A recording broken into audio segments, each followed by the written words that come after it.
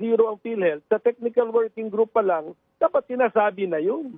Para meron ng advance warning ang mga mambabatas na yan ang mangyayari.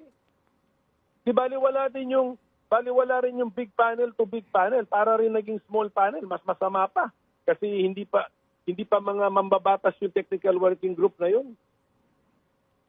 Senator, kami po'y lubos na nalulungkot at nababahala dyan sa inyong pahayag na kung kayo mismong senador, wala pong access dito po sa paghimay at paglalaan ng pera ng bayan, paano pa kami?